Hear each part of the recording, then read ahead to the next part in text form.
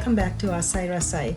This is the marshmallow pudding that I'm making today. Typically marshmallow pudding can be served with stewed fruit, but I'm using a little fresh pineapple for garnishing because I'm just about to serve it. What's different about this marshmallow pudding is that it doesn't have the raw egg whites that typically the Sri Lankan marshmallow pudding has, and it's a hot favorite.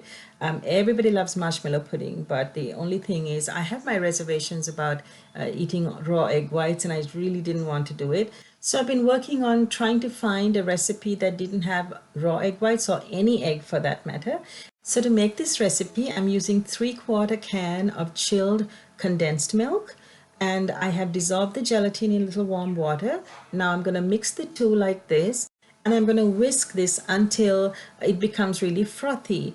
And the longer you whisk, the lighter your marshmallow pudding will be. Like it'll be like just a cloud in your mouth kind of feeling. And this is midway through. You see how it's becoming thick and bubbly, and that's about what you want to achieve. It takes a little time.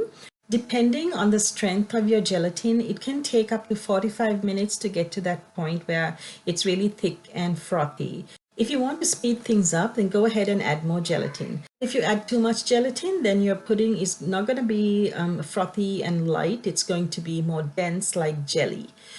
But I have kept the amount of gelatin quite low in this recipe, so there's definitely room to add more. And I covered my stand mixer with this plastic wrap because as it's whisking, it splashes and there's like sticky droplets everywhere. It makes for easier cleaning if you cover your stand mixer. Once the mixture has thickened and you see small bubbles in it, it's nicely aerated. You want a lot of air to play in the mixture so that your marshmallow pudding becomes airy as well. And I'm going to add a little heavy cream now, and this is going to remove the condensed milk taste in the pudding and give it a rich, smooth texture. So just about 3 ounces of the heavy cream would do. I'm reserving a little bit to whip and decorate the pudding. So whip this for about 3 minutes. I think I don't want to do it too much because then that'll change again the texture of the pudding. Now if you're on a low sugar diet like me, you'll find that this pudding has just the right amount of sweetness. It's very sweet but not overpoweringly sweet. But if you're used to having sweeter desserts, then go ahead and use the entire tin of condensed milk. Now this mixture is ready, so I'm going to have to work a little faster here because it thickens and it starts to set really quickly. You can layer it in different colors or leave it just white without any food color in it. I'm going to have a little fun with this. So I'm going to make it look like the traditional Sri Lankan marshmallow pudding. So divide the mixture into 3 equal parts and then put the coloring. I'm using pink and green for 2 layers. If you're not going to be using whipped cream, you could separate this into 3 bowls and leave 1 layer white, 1 green, and 1 pink. But I feel that the whipping cream will cut down some of the sweetness for my preference, but it's certainly not necessary. So I'm using a few drops of the red gel color. I'm going to stir it nicely. The thing with the red gel color is that the gel tends to leave just dots of color if it's not stirred properly. So give it a good beating and look out for gel spots at the bottom of the bowl. You could add any flavor you like for your layers. I'm doing rose water for the pink layer, and I don't have mint. Initially I thought I'll make the green one a mint flavor, but I'm just going to stick with vanilla. I think the rose just really adds a very exotic, refreshing flavor. So if you haven't tried it with the rose water, you should because it's really nice. If you want your layer to be white and it's sitting in the bowl, I would say go ahead and stick it in the fridge and do that before pouring each layer.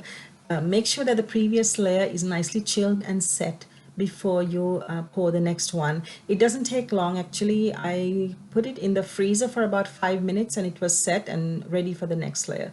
That's the vanilla and the green gel color. You could play around with the colors as well. You could have as many layers as you want.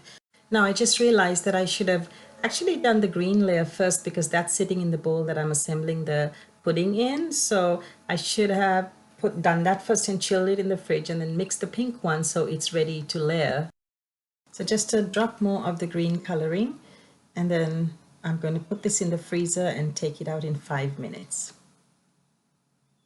And this is what it looks like. I've tested the pudding and it can hold the pink layer at this point. And you see the pink layer has already started setting. But you could break it up like this before pouring it in if it sets too much when you're trying to pour. Trying to get this as neatly as possible. And just spread the top out like that. If you want the layers to be prominent through the glass bowl, you could just very neatly go towards the edges and spread it out more towards the edge. After spreading it, if there are messes like in mine, just take a wet paper towel and wipe around the bowl so that it's ready for the next layer and it looks presentable. All right, so that's in the freezer now for another 5 minutes, and I'm gonna whisk the heavy whipping cream. If you're not planning on serving this pudding immediately, I would say mix some gelatin and water. About a teaspoon of gelatin should do. Maybe you could go up to about 2 teaspoons of gelatin. Mix it in a little warm water and dissolve it. Then add it into the whipped cream. When the whipped cream has almost done whipping, you could also add just a little bit of powdered sugar, like about a tablespoon of powdered sugar if you want to sweeten the whipped cream as well.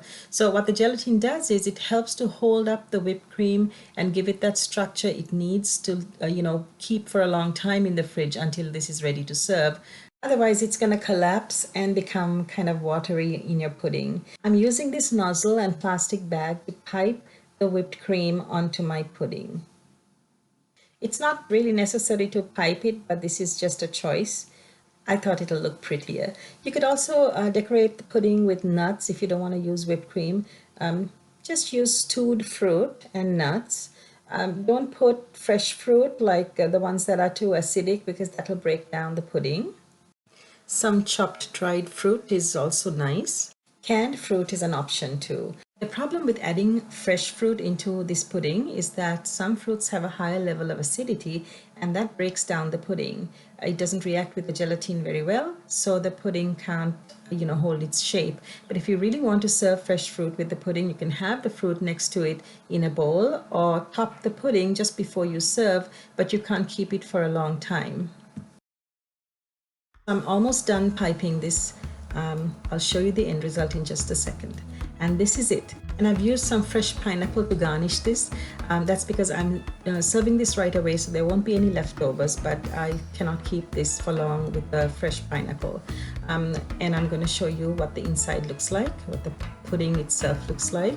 I hope you will like this recipe and that you will share it with friends and family who don't like to eat eggs or who cannot eat eggs, especially the raw egg whites that go into the traditional Sri Lankan marshmallow pudding. This one looks the same, tastes the same, it's got the same texture. You would love it, you wouldn't know the difference. And that's all there is to it. I'm on Facebook, Pinterest, and Instagram.